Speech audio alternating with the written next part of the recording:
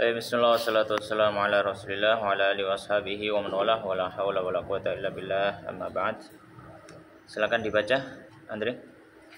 Ya, Bismillahirrahmanirrahim. Fasl wa nafaqatu nafkah.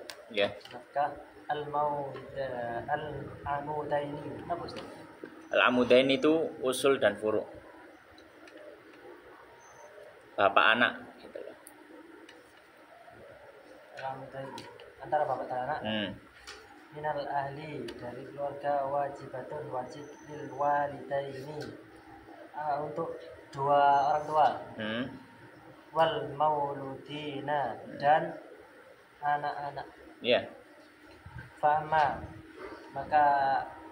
waliduna, maka adapun anak-anak.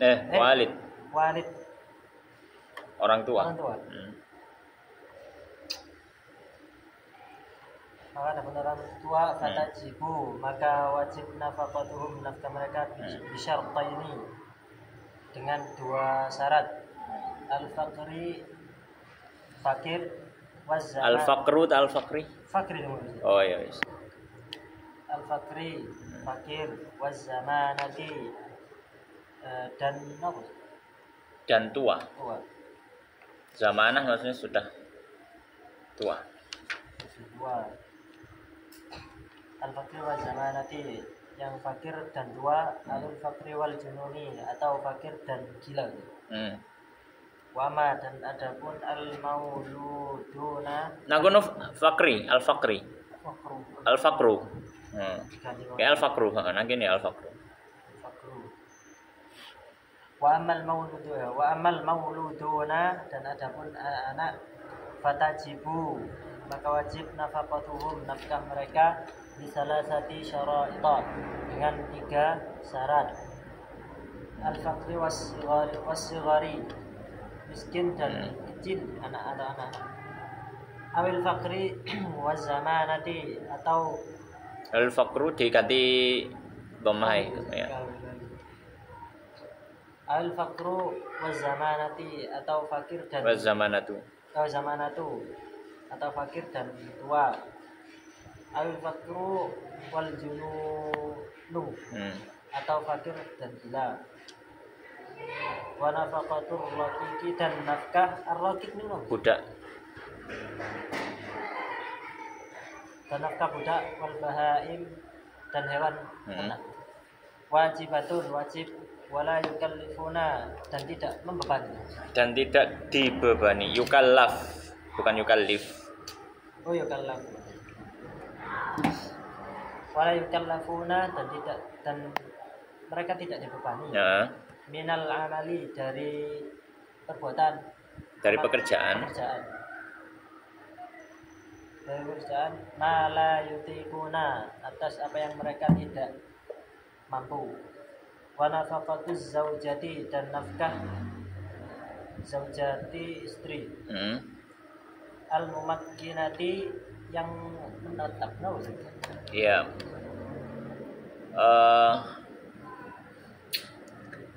Gimana menerjemahkannya?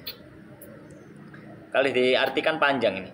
Makinah min nafsiha, yang menyerahkan dirinya kepada suami, kita aja. Nanti tak jelaskan. Kan dirinya pada suami. Nafsiha, al-mumakkinati min nafsiha, yang menyerahkan dirinya pada suami. Wajibatun, wajib, wahya, dan dia muqaddarah Iya, diukur. Fainkana, dan apabila fainkana zauju, dan apabila suami musiran, tidak mampu. Musir mampu. Oh, mampu. Mu'sir enggak mampu. Famuddani, maka dua mud. Min, dari ghalibi. Dari keumuman. Kutiha, kemampuannya. Kut itu makanan pokok.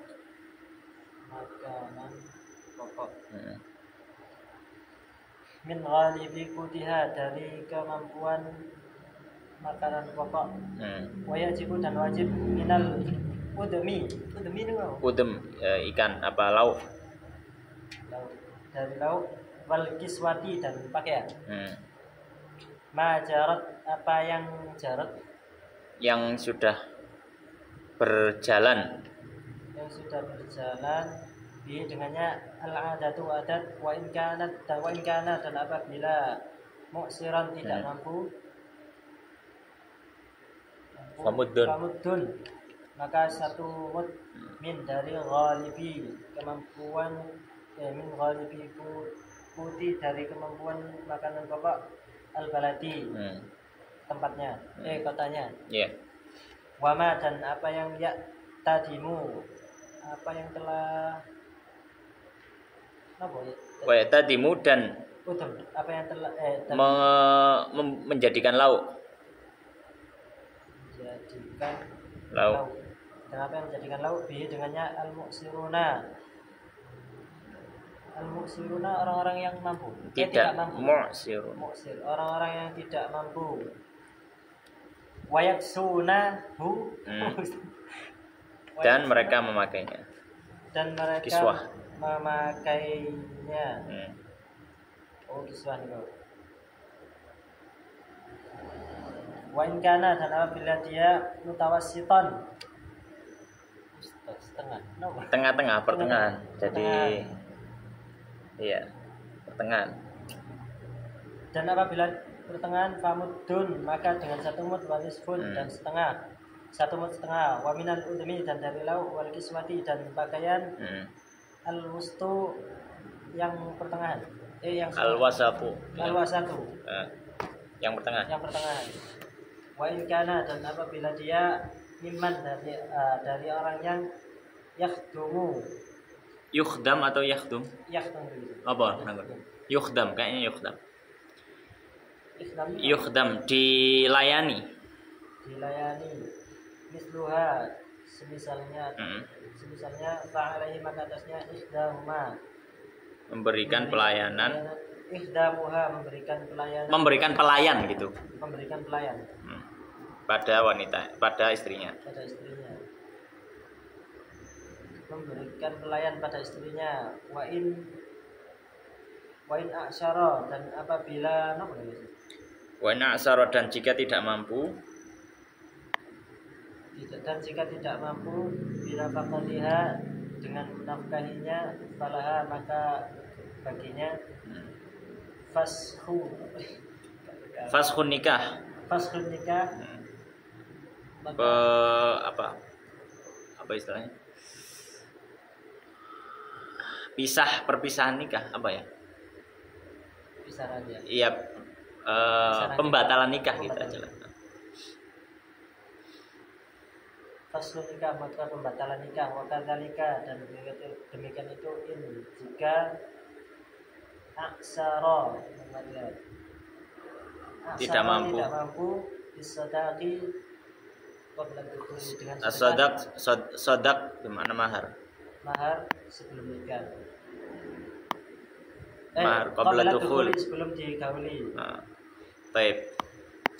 Pembahasan berikutnya adalah pembahasan tentang nafkah. Yang mana musannif rahimahullah taala beliau mengatakan,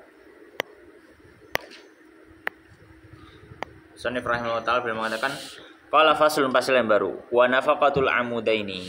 Pembahasan nafkah beliau sebutkan di akhir dari pembahasan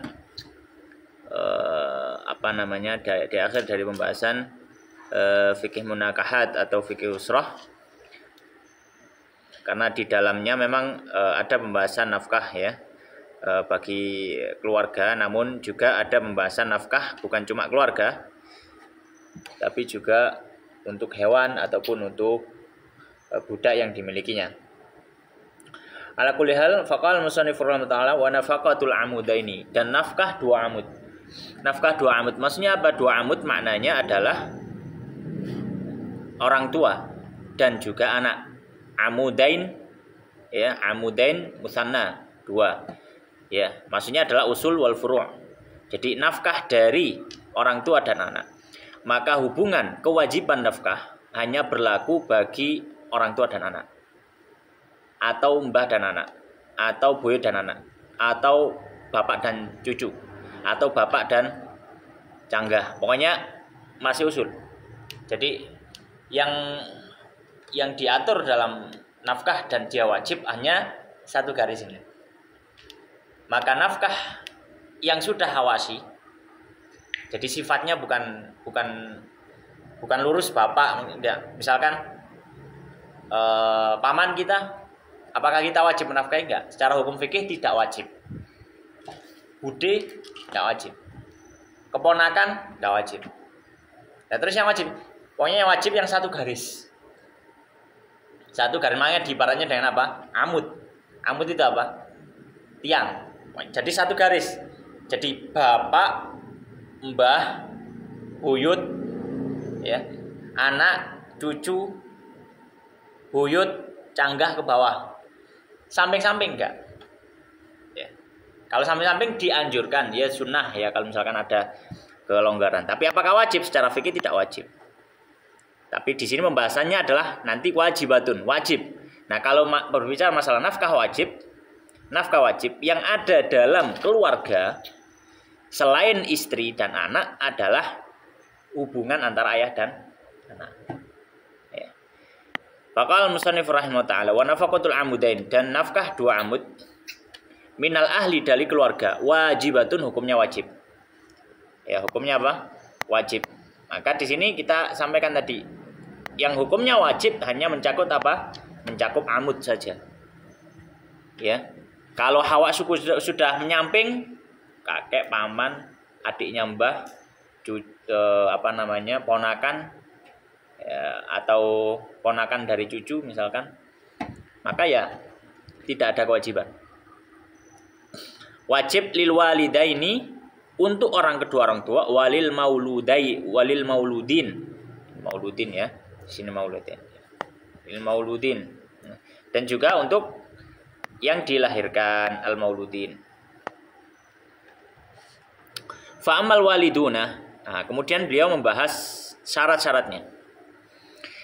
Syarat-syarat yang pertama beliau menyampaikan tentang masalah al walidun, nafkah yang wajib bagi anak pada orang tua.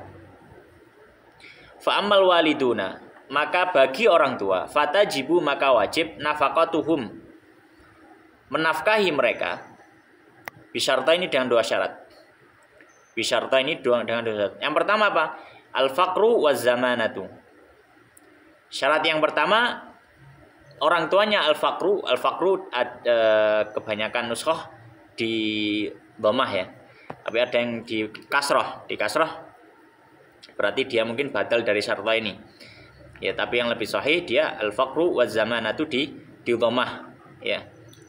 Dengan takdir wahwa al-faqru wa zamana au al-faqru wal junun, atau wahuma ya, dengan takdir dan dia khobar itu ya, dengan takdir dia khobar atas mubtada yang mahdhuf.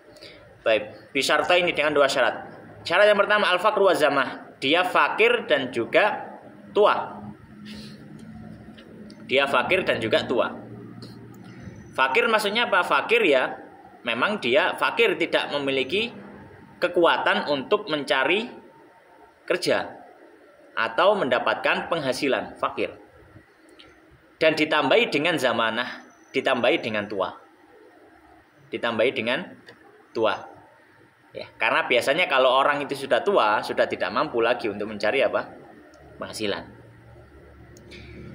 Atau yang kedua. Nah, jadi ini syarat yang pertama apa? Al-faqru wa zamanah ya. Kemudian yang syarat yang kedua adalah al-faqru al-faqru wal junun. Jadi faqru wa zaman jadi satu gitu ya. Maksud dari musannif seperti itu. Yang kedua, atau syarat yang kedua al-faqru wal junun. Dia fakir dan juga gila. Al-faqru ma'al junun. Karena biasanya orang gila nggak mampu cari penghasilan. Ya. Dan dua syarat ini tidak harus dua-duanya terjadi. Nggak harus orang tua itu fakir, tua, terus gila dulu baru wajib diberi nafkah, bukan. Tapi maksud dari musannif di sini adalah al-faqru wa zamanah itu satu. Atau makanya dipakai ibarat apa? Atau dia nggak tua tapi gila. Baik. Kemudian masalah sekarang. Kalau difahami dari apa yang disampaikan oleh musannif, maka kalau orang tua itu fakir, ya, orang tua itu fakir dan dia masih muda. Paham ya? Jadi zamanah tadi kan tua ya. Berarti kalau orang tua itu fakir dan dia masih muda, berarti apakah tidak wajib untuk memberikan nafkah pada orang tua? Paham nggak? Paham tak? Paham ya? Apakah tidak wajib? Karena syaratnya di sini al-faqru wa zamanah atau al-faqru wal junun. Berarti kalau al-faqru wasyabab, al-faqru wasyab misalkan, ya, dia fakir tapi masih muda, orang tuanya masih umur produktif. Apakah tidak wajib untuk memberikan nafkah? Yang utama dalam mazhab Syafi'i, meskipun dia fakir atau meskipun dia muda, tetap wajib untuk memberikan nafkah. Selama dia fakir. Jadi kalau khusus untuk orang tua, nafkah untuk orang tua, madar itu titik poinnya adalah pokoknya dia fakir. Pokoknya dia fakir, maka wajib bagi anak memberikan nafkah. Nanti berbeda dengan kondisi berikutnya ya. Kondisi nafkah orang tua kepada anak. Nah, sampai sini. Kemudian berikutnya Musannif rahimahullah taala membahas bagaimana sekarang wa ammal mauludun. Adapun nafkah anak yang wajib bagi orang tua, atas orang tua ya. Kalau amal mauludun maka adapun anak-anak fatajibu maka wajib nafaqatuhum nafkah mereka. Wajibnya atas siapa? Ya orang tua ya. Bisalah sati syarat dengan 3 syarat. Dengan 3 syarat. Syarat yang pertama ya. Syarat yang pertama apa? Al-faqru wasighar. Syarat yang pertama dia fakir dan masih kecil. Dia fakir dan masih kecil, dalam artian kecil di sini di umur yang belum mampu untuk mencari nafkah sendiri. Di umur yang belum mampu untuk mencari nafkah sendiri. Ya. Syarat yang pertama. Maka di sini kalau itu bukan berarti ya itu tadi ikhtiar ya. Atau kondisinya apa yang kedua? Al-faqru wa zamanah. Anaknya fakir plus tua. Ya, anaknya fakir plus tua. Ya. Baik. Sebenarnya zamanah bisa dimaknai bukan selalu tua ya. Ya lemah bisa. Pokoknya dalam artian misalkan dia jarak sama bapaknya jarak 20 tahun mungkin atau 25 tahun. Tapi anaknya itu apa istilahnya ya? Iya, loro-loron maksudnya sudah sampai sakit yang nggak bisa apa-apa, sudah pokoknya senang bayang kayak gitu. Ini bisa juga kategori zamanah. Karena dia tidak mampu lagi untuk mencari apa? Mencari kasab, mencari penghasilan. Atau yang ketiga, al-faqru wal junun. Fakir dan gila. Baik. Nah, kalau untuk anak ini semua adalah syarat. Dalam artian, fakir ini tidak berdiri sendiri. Fakir ini tidak berdiri sendiri untuk anak. Ya. Fakir ini harus ada gandengannya. Entah itu karena dia kecil, sehingga tidak bisa cari nafkah. Atau karena dia itu sudah tua atau lemah, sakit-sakitan tidak bisa cari nafkah. Atau yang ketiga, dia itu orang gila, sehingga tidak bisa cari nafkah. Maka kalau ada anak misalkan, dia dewasa, besar, tapi memang nggak kerja, apakah wajib bagi orang tua untuk memberikan nafkah padanya? Secara hukum fikih tidak wajib. Kenapa? Karena dia al-faqr ma'al kibar.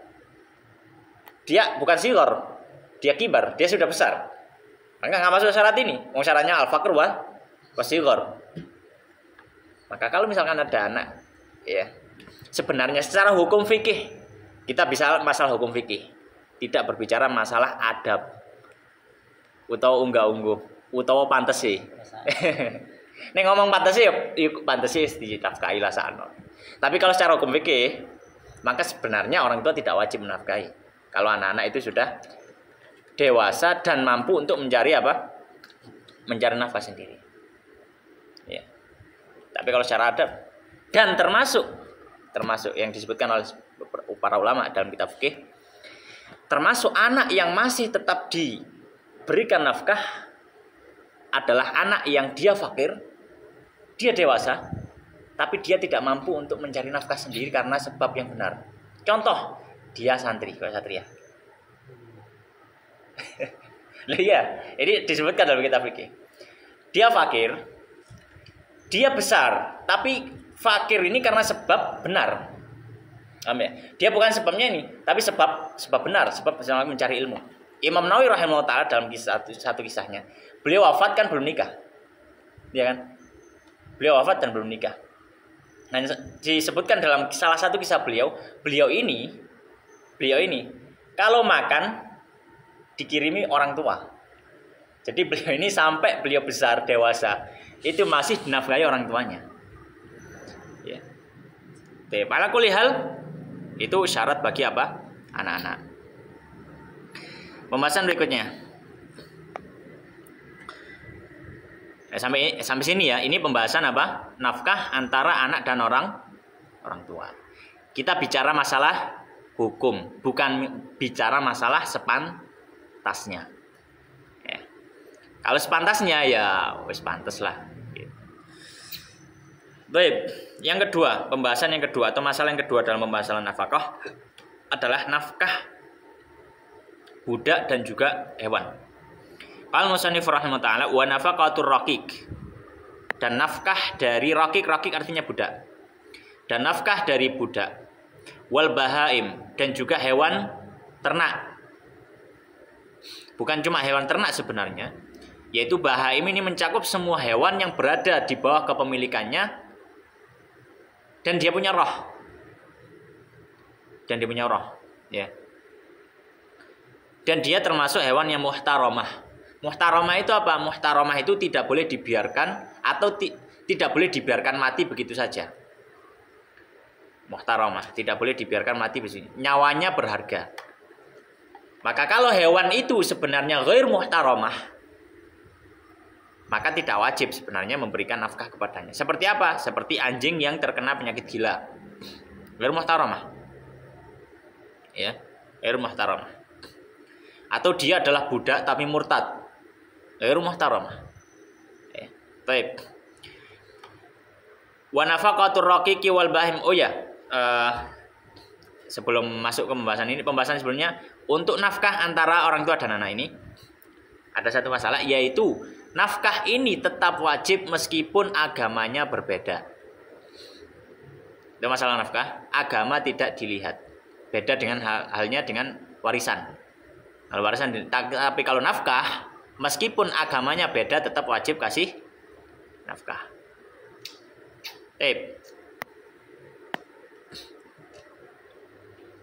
Wa nafaqatur raqiqi wal bahaim wajibatun wajib. Wajib atas siapa? Wajib atas pemiliknya. Ya, maka setiap makhluk yang memiliki nyawa, wa fi kulli dzikabidin radbatin ajrun, dan setiap jiwa atau setiap jantung yang masih basah, hati yang masih basah, dalam artian organ tubuh yang dia memiliki nyawa, ya, maka wajib untuk memberikan nafkah atas pemiliknya. Wajibatun. Nah, bagaimana kalau dengan benda yang tidak bernyawa? Misalkan apa? Pohon. Apakah wajib disirami? Apakah tanaman wajib untuk disirami? Ya, maka ini para ulama menyampaikan hukum asalnya kalau dia tidak bernyawa, sebenarnya tidak wajib memberikan nafkah. Namun kalau sampai pada derajat apa istilahnya? Itlaf itu menghilangkan harta. Paham ya? Duwe sawah 2 hektar. wis ditanduri pari, bondo 5 juta. Terus dijarno garing. Maka ini tidak boleh. Bukan karena tidak menafkahi, bukan. Bukan karena tidak menyirami, bukan. Karena dilihat dari sisi dia menyia-nyiakan harta. Dilihat dari sisi. Tapi kalau masalah nafkah, ini hanya berlaku bagi makhluk yang bernyawa. Baik. Kemudian ya. Jadi nafkah juga mencakup apa? Bahaim juga ya. Kemudian berikutnya kalau musannif rahimahullah taala menyebutkan tentang adab. Wala yukallafu minal amal, dan tidak boleh dibebani baik budak ataupun hewan minal amal dari pekerjaan malah di situ satria ya atau yu. Malah yutikun. Oh, ya. Andri juga yutikun. Malah yutikun, dari hal-hal yang tidak mereka mampu. Di luar kapasitas kerja mereka maka tidak boleh. Budak ketika dia bekerja maka dikasih waktu istirahat. Jangan sampai 24 jam selalu istirahat, selalu kerja terus, nggak boleh. Maka kasih waktu istirahat yang normal, di siang hari untuk qailulah, di malam hari untuk istirahat. Gitu. Hewan juga sama, diberikan beban yang tidak terlalu berat. Kemudian pembahasan berikutnya adalah nafkah suami istri. Jadi kita sudah membahas masalah nafkah keluarga, kemudian nafkah makhluk kepemilikan, makhluk yang dimiliki, kemudian yang ketiga adalah nafkah suami istri. Qala musannif rahimahullah taala wa nafaqatuz zaujah al-mumakkinah min nafsiha, dan nafkah bagi istri. Al-mumakkinah min nafsiha maknanya adalah dia wanita yang sudah menyerahkan dirinya kepada suaminya, dalam artian dia sudah membolehkan suaminya untuk menjima dirinya. Ya, dia sudah membolehkan suaminya untuk apa? Menjima dirinya. Maka wanita yang semacam ini, istri yang semacam ini, nafkahnya atas suami wajibatun wajib. Wajibatun wajib. Tapi kalau misalkan istri yang tidak mumakinah min nafsiha, dia belum menyerahkan dirinya untuk dijimai suaminya, hukum asalnya masih belum wajib. Hukum asalnya masih belum wajib. Contohnya misalkan apa? Contohnya adalah misalkan kita nikah, kita semu sama bapaknya, akad nikah selesai, kita bertemu dengan anaknya sebentar, habis itu kita langsung melanjutkan mungkin kita mau safar kemana, safar ke Madinah misalkan, istrinya ditinggal, masih cuma lihat saja, dia belum mumakinah li nafsiha gitu, mumakinah min nafsiha gitu, belum menyerahkan dirinya untuk mas baru lihat saja, kemudian ini sudah langsung. Maka secara asal hukumnya bagi laki-laki tadi, meskipun statusnya suami, dia masih belum wajib menafkahi. Ya, karena masih si wanita belum menyerahkan dirinya untuk bisa dijima oleh suaminya. Ya. Kecuali kalau misalkan sudah setelah akad, kemudian dia mungkin 3 hari di Indonesia di hotel bulan madu, sudah wajib lah, wajib nafkah. Tapi kalau cuma akad sama bapaknya, kemudian setelah itu melihat anaknya, oh ya, langsung berangkat, maka ya masih belum. Atau mungkin menikahi wanita yang masih kecil, kan boleh ya, kan nggak termasuk syarat nikah anak itu sudah balik ya. Jadi meskipun dia belum balik sudah sah untuk nikah. Misalkan ada anak kecil kemudian saya nikahkan, sah ya, seperti Nabi SAW menikahi Aisyah. Menikahi Sayyidah Aisyah, setelah akad nikah Sayyidah Aisyah masih di rumah Abu Bakar. Ya, di rumah Abu Bakar. Baru ketika beliau pindah ke Madinah kemudian serumah. Dan itu. Maka ketika setelah nikah kemudian masih tinggal sendiri-sendiri, maka belum wajib bagi suami, meskipun statusnya adalah suami. Jadi ini syaratnya mumakinah min nafsiyah. Wahiyah, dan dalam mazhab Syafi'i, nafkah suami istri itu muqaddaratun, terukur, ada ukurannya. Apa ukurannya? Ada 3 di sini dalam mazhab Syafi'i. Yang pertama, fa in kana zauju, apabila suami itu musiron, termasuk suami yang ekonomi berkecukupan. Famuddani, maka 2 mud min ghalibi kutiha, dari keumuman makanan pokok si wanita. Wayajibu, dan wajib, minal udmi, dari tambahan apa? Selauk pauk, wal kiswah, dan juga pakaian. Majarat, dengan hal-hal yang di sini maknanya alladzi ya. Yang atau ya alladzi jarat bihil adatu, yang sudah berjalan ya bihi terhadapnya al adatu, adat, kebiasaan. Jadi yang pertama, kalau suami itu termasuk golongan ekonomi yang berkecukupan, maka yang wajib kalau dalam mazhab Syafi'i 2 mud bahan makanan pokok setiap harinya. 2 mud bahan makanan pokok setiap harinya. Sekali lagi kita berbicara masalah hukum, bukan berbicara masalah pantas gak pantas ya. Ini masalah kalau masalah hukum ya. Maka diberikan setiap harinya 2 mud bahan makanan, misalnya kalau Indonesia beras 2 mud setiap harinya. Ya. Adapun biaya pengolahan itu juga dari suami. Bisa dia ngolah sendiri atau nyewa orang masak gitu ya. Alat tobak juga sama, misalkan ada butuh alat-alat dapur atau apa ya dari suami juga. Nah, kemudian 2 mud dan ditambahi, bukan cuma beras tok gitu ya, tapi ditambahi lauk pauk yang normalnya seperti apa di daerah itu. Kalau orang berekonomi cukup, ini wong sugih biasanya ya nikah ayam, ya iwak, ya daging, kan gitu ya. Wong cukup. Wal kiswah, dan pakaian yang layak. Pakaian yang biasanya orang-orang pakai apa kalau orang-orang kelas ekonomi ini. Ya. Kalau seperti ini cari gamis-gamis impor misalkan. Ya oleh impor, tapi ekonomi ke bawah misalkan nilai kain dijahit dewe misalkan. Ya sesuai ya, menyesuaikan. Pokoknya apa? Majarot bihil ada. Kembali ke urf, kembali ke kebiasaan. Itu kalau suami yang berekonomi apa? Menengah, berekonomi kecukupan ya. Wa in kana mu'siron. Yang kedua, jika suaminya berekonomi lemah, ekonomi kelas bawah ya, maka famuddun min ghalibi kutil balad ya. Maka 1 mud setiap harinya. 1 mud maksudnya setiap hari ya. 1 mud dari keumuman bahan makanan pokok di negeri itu. Wa ma ya'tadimu bihi, dan dengan apa-apa yang makan bihi, dengan makanan tersebut, al-mu'siruna, orang-orang yang berekonomi lemah yang sama, wa yaksunahu, dan pakaian yang sama dipakai oleh orang yang berekonomi lemah. Jadi sama disesuaikan ya, sama disesuaikan ya. Tapi kalau yang mu'sir ini bahan makanannya 1 mud ya. Kemudian untuk masalah lauk ya disesuaikan. Kalau misalkan wong ekonomi yang biasa ya tahu, tempe, asin, klothok, apa mana ini Indonesia, ndok ya, atau ya mungkin ikan tapi ya mungkin seminggu berapa kali gitu ya, enggak setiap hari.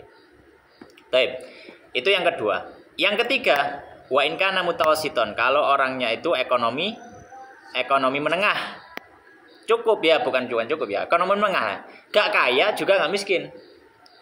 Famuddun wa nisf, maka jatahnya adalah 1 mud setengah bahan makanan pokok setiap hari. Wa minal udmi wal kiswati, dan dari lauk dan juga pakaian, al-wasatu, yang pertengahan. Al-wasatu atau al-wasati di situ apa? Al-wasatu.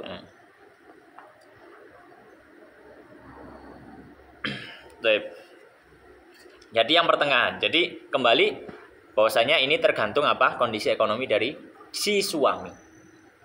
Menyesuaikan apa? Menyesuaikan suami untuk makanan dan juga untuk pakaiannya ya, Kemudian pembahasan berikutnya adalah tentang masalah wa in kanat mimman yukhdam mithluha.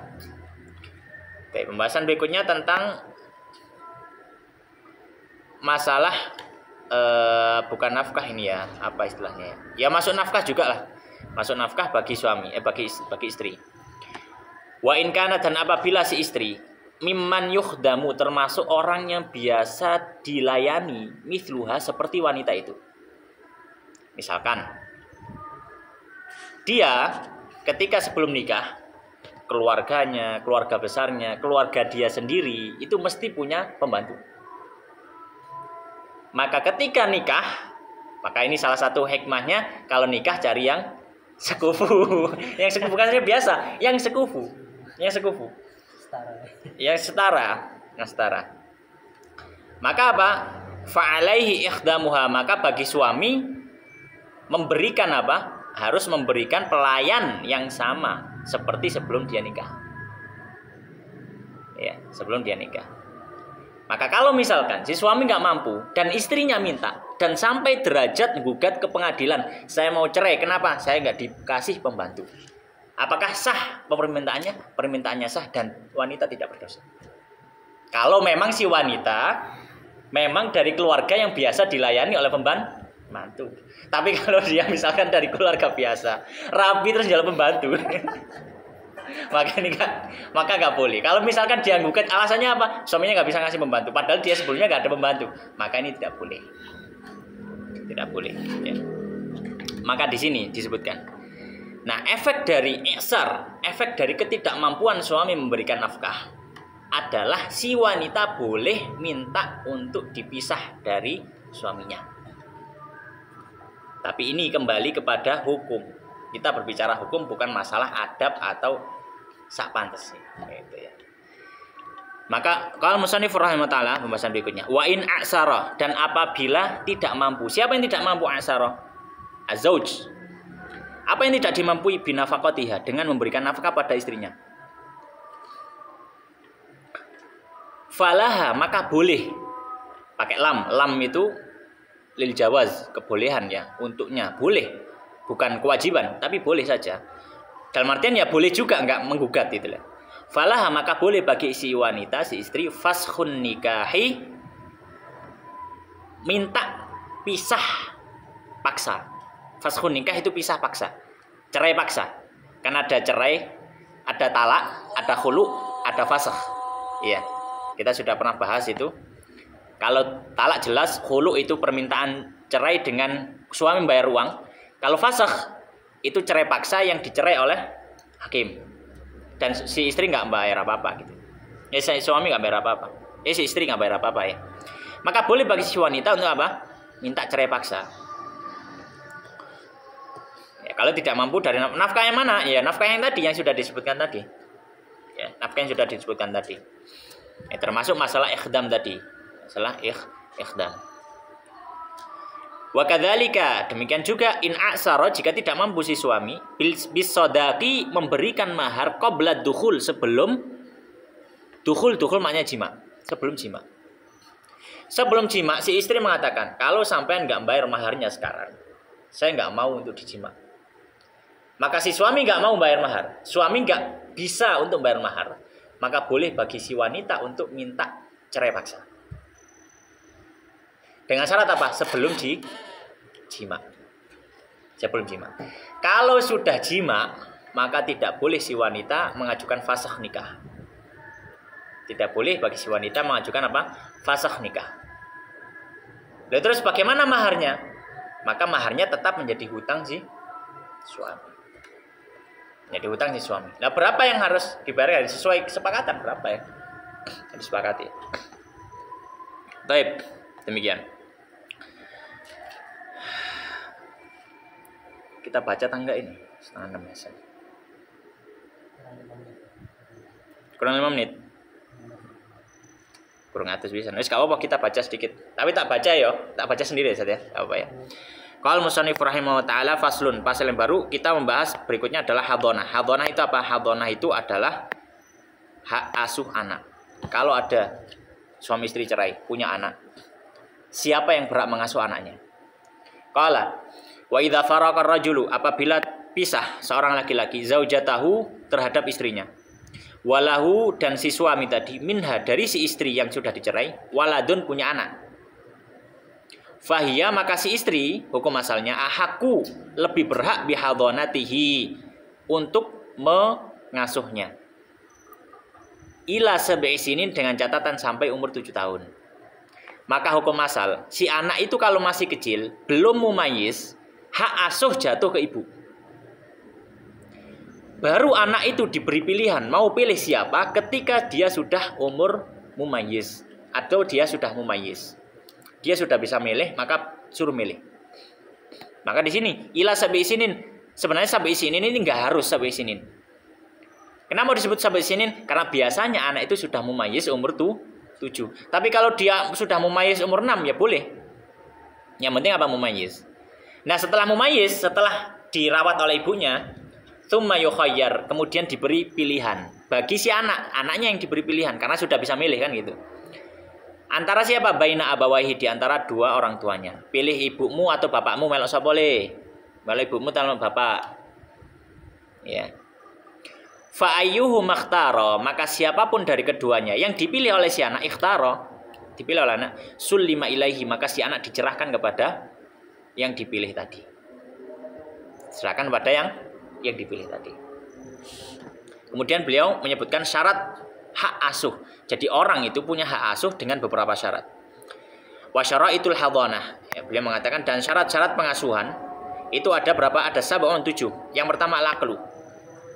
Maka kalau bapaknya misalkan gila atau ibunya gila, jatuh hak asuh darinya. Terus jatuh ke siapa? Jatuh kepada, misalkan kalau dia ibu, misalkan jatuh kepada ibunya ibu, neneknya ke neneknya, seterusnya. Kalau misalkan itu hak bapaknya, misalkan sudah mulai ya, bapaknya gila ya, gimana? Ya jatuh kepada bapaknya bapak, gitu. Atau pokoknya saudara lah. Wal huriyah, syaratnya kedua apa? Huriyah, dia merdeka. Kalau yang dipilih itu budak atau ibunya budak ketika belum mumayyiz, maka jatuh kepada orang lain, dia tidak berhak untuk mengasuh. Kemudian yang terakhir waddin, dan agama. Kalau misalkan naudzubillah ibunya kafir, maka nggak boleh diserahkan kepada ibunya meskipun belum mumayyiz. Karena syarat ini kalau tidak terpenuhi, tidak berhak untuk mengasuh. Yang keempat, iffah. Iffah itu kehormatan. Dalam artian dia wanita yang bukan fasikoh. Ya, naudzubillah misalkan ibu naudzubillah ya, ibu purel misalkan. Ibu purel. Maka tidak boleh diberikan hak asuh pada ibunya. Kenapa? Bisa rusak anaknya gitu. Diajak karaokean terus ya. Kemudian yang ke-5 amanah. Amanah. Maka kalau diketahui bahwasanya itu yang punya hak asuh itu orang yang khianat, mengkhawatirkan misalkan, maka tidak punya hak asuh. Kemudian yang ke 1, 2, 3, 4, 5, 6. Yang ke-6 adalah al-iqamah, tinggal di tempat itu. Maka kalau yang punya hak asuh itu pergi ke tempat lain, ya, maka hak asuhnya jatuh. Hak asuhnya jatuh. Kemudian yang terakhir wal khulu minaz zauj, dan tidak ada khulu kosong dari suami. Kalau misalkan ibunya sudah nikah lagi, maka ibunya sudah jatuh hak asuhnya. Makanya disebutkan yang terakhir fa in ikhtalla minha syartun. Kalau ada yang ikhtalla, rusak, minha, dari syarat-syarat 7 tadi, syartun, satu syarat saja, sakotot, maka jatuh. Apa yang jatuh? Al-hadonah, hak pengasuhan. Baik, demikian wallahu taala alam wa sallallahu ala nabiyina Muhammadin wa ala alihi washabihi ajmain.